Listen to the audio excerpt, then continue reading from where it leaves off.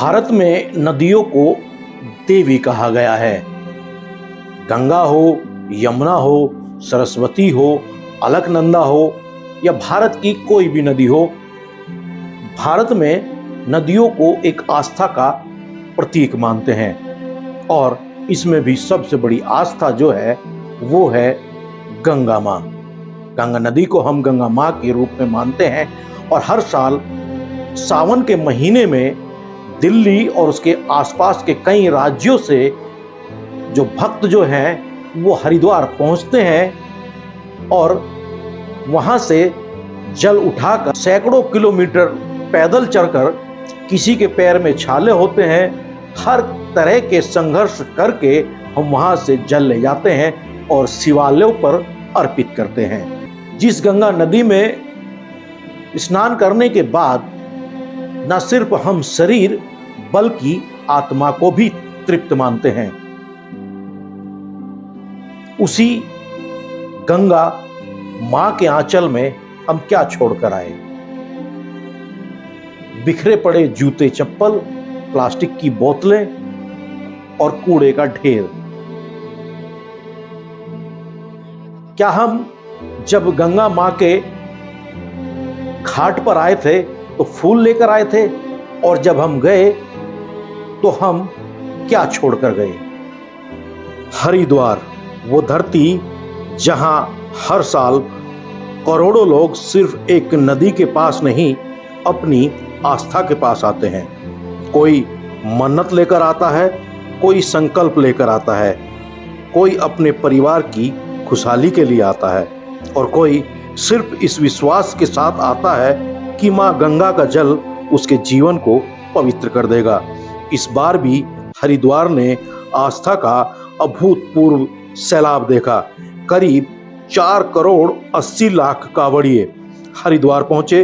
पिछले साल ये संख्या करीब 4.5 करोड़ थी, यानी करोड़ों लोगों ने गंगा से जल लिया। लेकिन अब सवाल है, क्या हमने गंगा को भी कुछ दिया? कांवड़िए लौट गए, जयकारे थम गए, घाट खाली हो गए, लेकिन गंगा के किनारे आस्था की एक दूसरी तस्वीर रह गई। रिपोर्ट के मुताबिक इस बार करीब 7 से 8 हजार मीट्रिक टन कचरा इन घाटों से निकलेगा। सोचिए, जिस नदी को हम मां कहते हैं उसके किनारे हजारों टन कचरा। ये सिर्फ कूड़ा नहीं, ये हमारी सोच का आईना है। हम गंगा से पवित्रता लेने आते हैं, लेकिन क्या जाते वक्त गंगा की पवित्रता बचाकर जाते हैं? हमारे पीछे छोड़ गए इस कचरे को साफ करने के लिए हजारों हाथ जुटे हैं। 1000 से ज्यादा सफाई कर्मचारी, करीब 100 आउटसोर्स कर्मचारी, करीब 80 बुलडोजर और अन्य मशीनें हरिद्वार को फिर से साफ करने में लगे हैं। लक्ष्य है कुछ ही दिनों में घाटों और मेले के क्षेत्र को साफ करना। लेकिन एक सवाल जिसे हमें खुद से पूछना चाहिए, क्या हर बार गंगा मां को साफ करने के लिए किसी और के हाथों की जरूरत पड़ेगी? यहां यह कहना जरूरी है, ये सवाल किसी आस्था के खिलाफ नहीं है।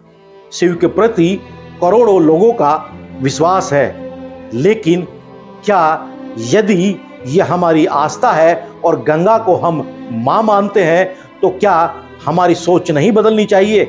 आस्था और जिम्मेदारी एक दूसरे की दुश्मन नहीं है। ये गंगा सिर्फ पानी नहीं है, करोड़ों लोगों की आस्था है, ये करोड़ों लोगों की भावना है, हमारी सभ्यता की पहचान के साथ ही हमारी कई पीढ़ियों की विरासत भी है। अब एक प्रतिज्ञा कीजिए, अगली बार जब भी हम हरिद्वार जाएं मां गंगा के दर्शन या जल लेने, तो कम से कम कोई भी कूड़ा वहां ना छोड़े।